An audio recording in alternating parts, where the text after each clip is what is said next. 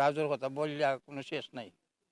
রাজু যে কি আসিল কি এলাকার মানুষ হইতে বুঝছেন নি?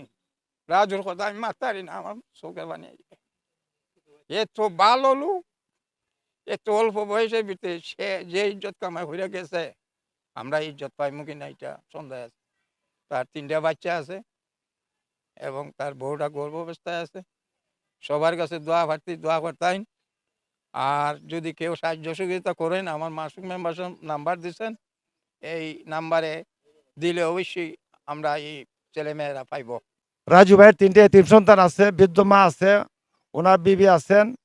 আমরা মিশুক মালিক শ্রমিক ইউনিয়নের নেতৃবৃন্দ আসছে এখানে, আমাদের চুনারহাট উপজেলার মিশুক মালিক শ্রমিক ইউনিয়নের আমাদের এই নম্বর 13/19। দেশ বিদেশে যারা প্রবাসে যারা আছেন, যদি কেউ একটু ওই বাচ্চাদেরকে সহযোগিতা করতে চান, আপনারা অবশ্যই আমার সাথে যোগাযোগ করতে পারেন। যদি নাম্বারের প্রয়োজন হয় নাম্বার নিয়ে নেন, 01792451596। এই নাম্বারে যোগাযোগ করে আপনারা ওনাদেরকে সহযোগিতা করতে পারবেন ইনশাল্লাহ। যারা ওই আমার পাশে দাঁড়াইছেন তারার জন্য আমি দোয়া করি আল্লাহর কাছে। আলহামদুলিল্লাহ। আমরা মিশুকে শ্রমিকের পক্ষ থেকে আমরা যা পারি আমরা 6,000 টাকা, হ্যাঁ, ওনার বাচ্চা কাচ্চার হাতে আমরা তুলে দিয়ে গেলাম। তেরি খাইয়া ঘুমাইছে, ঘুমানোর পরে হঠাৎ করে সে স্টক করে মারছে। ভালো সুস্থ ছেলে, আল্লাহ যেন তারে জান্নাতুল ফেরদাউস দান করেন, সেটা আত্মপ্রত্যাহার করি। আর তার সাথে সাথে দেশে বিদেশে যে সহযোগিতা করেন, রাজুদের ফ্যামিলির সাথে বা আমাদের সাথে যোগাযোগ করলো, আমরা সহযোগিতা হাত বাড়াই দিবেন। খুব ভালো একটা ছেলে ছিল, হঠাৎ করে এভাবে চলে যাব আমরা আসলে বিশ্বাস করতে পারতেছি না।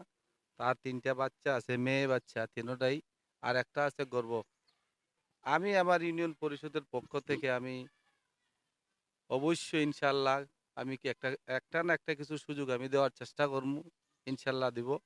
আর আপনারা যে চুনারগড় থেকে আপনাদের মিশুক যে সমবায় সমিতি আপনাদের আছে, এই মিশুকের পক্ষ থেকে আপনাদের আমার এই ওয়ার্ডের ভিতরে এই একটা পরিবারকে সহযোগিতাই বলেন আর দেখতেই বলেন আপনারা আসছেন, আপনাদেরকে আমি আমার পক্ষ থেকে, আমার ওয়ার্ডবাসীর পক্ষ থেকে আপনাদেরকে আমি শেষ ধন্যবাদ জানাই। দেশে বিদেশে যারা আছেন, হ্যাঁ, আমাদের রাজু ভাইয়ের যে 3টা সন্তান আছে এতিম অসহায়, যে যতটুকু পারেন সাহায্য করতেন। আর আমরা মিশুক শ্রমিকের পক্ষ থেকে যতটুকু পারি আমরা সাহায্য করে গেলাম এই মেম্বার সাহেবের মাধ্যমে, আমাদের নেতৃবৃন্দ জোর ভাইয়ের মাধ্যমে। বাচ্চা কাচ্চার প্রতি আমরা সবাই খেয়াল রাখতাম, হ্যাঁ, এবং যতদিন আমরা বাচ্চা থাকবো এই পরিবারের প্রতি আমাদের সদয় দৃষ্টি থাকবে, খেয়াল থাকবে। আপনারা আমার জন্য দোয়া করবেন। আর আমাদের